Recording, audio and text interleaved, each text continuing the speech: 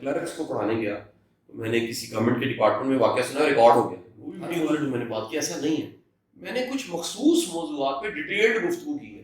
مجھے خوشبو جو ہے نا بڑی کلیئر کٹ, وہ اٹالینس فرینچ اچھی لگتی ہے, مجھے فیوریٹ میں دال چاول اچھے لگتے ہیں, دال روٹی اچھی لگتی ہے.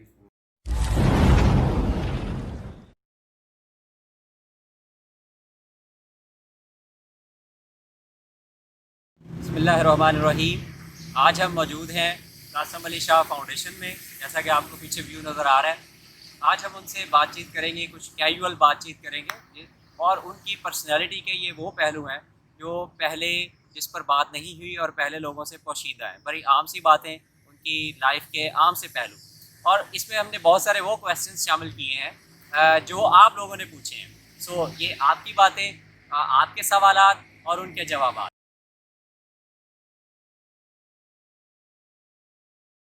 السلام علیکم شاہ صاحب. وعلیکم السلام. جی شاہ صاحب کیسے ہیں آپ؟ بالکل ٹھیک ٹھاک الحمد للہ.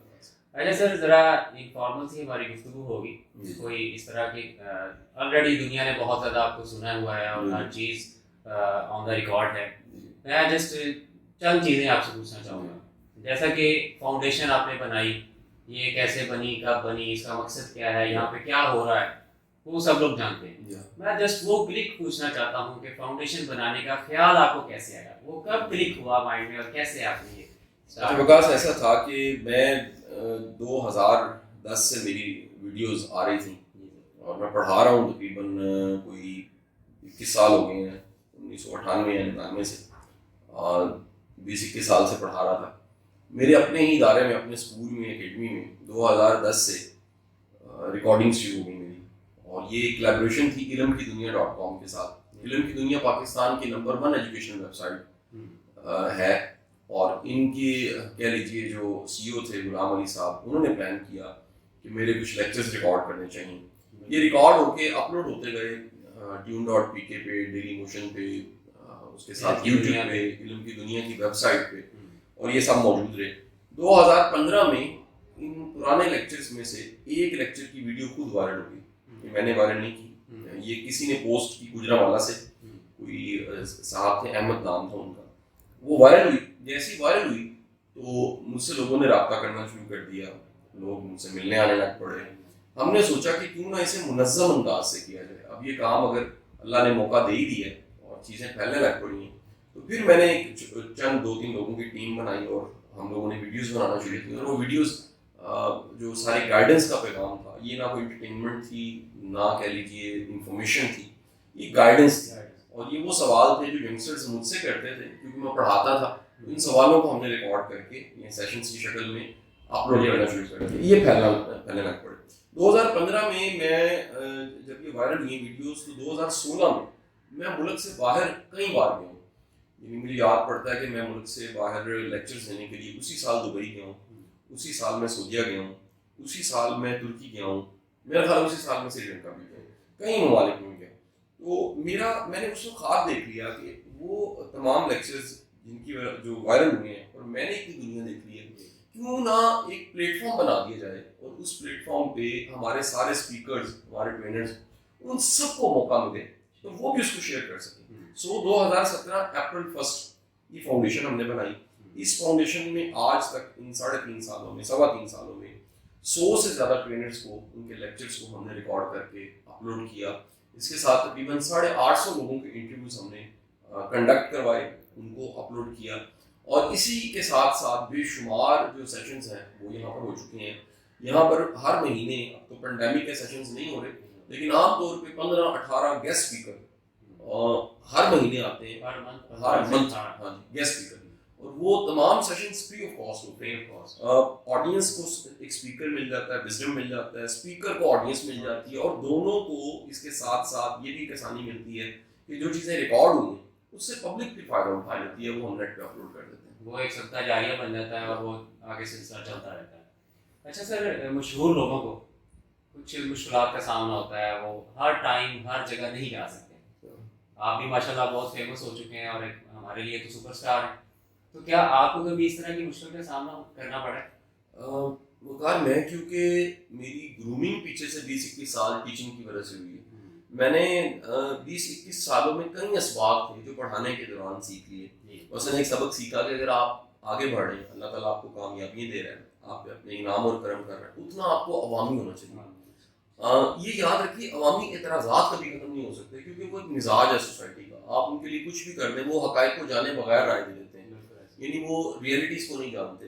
میں روز اپنے والد والدہ کے گھر جاتا ہوں, گاڑی کہیں پارک کرتا ہوں کیونکہ وہاں بڑی گاڑی نہیں جا سکتی, وہ ایک تھوڑی سی گلیوں میں رہتے ہیں, اور کہہ لیجیے کہ وہ وہاں سے موو بھی نہیں کرنا چاہتے, ان کی اٹیچمنٹ ٹاؤن سے ایسی ہے. اور میں روز وہاں سے پیدل چل کے ان کے گھر تک جاتا ہوں اور ان کے ساتھ ٹائم بتاتا ہوں, پھر اسی طرح واپس آتا ہوں. میں کئی دفعہ ایسے ہوتا ہے اپنے آبائی علاقے میں موٹر سائیکل کو موو کر رہا ہوتا ہوں, مجھے بالکل کوئی شرم میں مطلب یہ سب کے سب یہ باتیں ہیں. میں سمجھتا ہوں کہ آپ پبلک سے, مخلوق سے دور رہ کے خدمت کر ہی نہیں سکتے. اچھا, باقی رہ کے آپ کے فارمیٹس ہیں, آپ کام کر رہے ہیں, اس میں ایک ترتیب ہے, اس میں ایک انداز ہے. بعض اوقات ایک وقت دیے بغیر کوئی شخص آیا ہوتا ہے, وہ گلا کرنے لگ پڑتا ہے میری مینجمنٹ سے کہ جی شاہ صاحب تو کہتے ہیں میں بڑا اویلیبل ہوں. تو وہ کہتے ہیں نہیں, وہ اویلیبل ہے لیکن جو ذمہ داریاں آج کی ہیں وہ کیسے کریں گے. سم ٹائم میں میسج کا رپلائی نہ کروں, لوگ برا منا جاتے ہیں. میں نے اب طے کیا کہ شام 5-6 بجے کے بعد میں اپنا موبائل آف کر دیتا ہوں. میں نہیں کر سکتا, میں اس سے زیادہ اکثر نہیں کر سکتا. میں اپنے موبائل کو اور دفتر کو ایک ہی ٹائم پہ آن کرتا ہوں. میں ایک وقت میں آن کر کے ایک وقت میں دفتر اور موبائل آف کر دیتا ہوں. تو سر یہ جو اسی کوشچن کو آگے لے کے چلتے ہیں کہ اتنی عاجزی ماشاءاللہ اور آپ اتنے ہمبل ہیں, یہ سارا کچھ, تو آپ کیا نوجوانوں کو کیا میسج دیں گے کہ اس طرح اتنا آپ خود کو کیسے کر سکتے ہیں, اویلیبل کیسے کر سکتے ہیں, اتنی عاجزی کیسے, سر ہمیں بھی یہ سکھائیں. اچھا, اس میں وکاس دیکھیں 2 طرح کے قوانین ہیں. اس میں میری ویسے ویڈیوز بھی بنی ہوئی اسی سوال کے جواب میں, لیکن میں پھر اس کو دہراتا ہوں کہ 2 طرح کے قوانین ہیں. کچھ جو لاز آف نیچر ہیں وہ آپ کو کامیاب کرتے ہیں. مثلا محنت کا قانون ہے, محنت آپ کو بعض اوقات نتیجہ دیتی ہے, محنت بعض اوقات آپ کو سبق دیتی ہے, محنت بعض اوقات آپ کو کچھ نیا راستہ دے دیتی ہے. تو محنت کے اپنے قوانین ہیں. اس طرح استقامت کا قانون ہے, فوکس کا قانون ہے. یہ ساری کی ساری میں سمجھتا ہوں لاز ہیں. جتنا زیادہ آپ نے ٹارگیٹ کلیئر کیے ہیں, اپنی انرجیز کو لگایا ہوا ہے, جتنا زیادہ فوکس ہے اتنا زیادہ گرو کرتے ہیں. اس طرح کی باتیں آپ نے سیلف ہیلپرس کامیابی کی کتابوں میں سنی ہوئی. اچھا, ایک قوانین کا حصہ ہے کامیاب ہونے کے بعد اس کامیابی کو قائم کیسے رکھنا ہے, اس کے بھی قوانین. اس میں قانون نمبر 1 یہ کہ آپ کو ہمبل ہونا چاہیے, اور آپ کو دل سے ہمبل ہونا چاہیے. دل سے ہمبل ہونے کا مطلب آپ کو اپنی اوقات یاد رہنی چاہیے.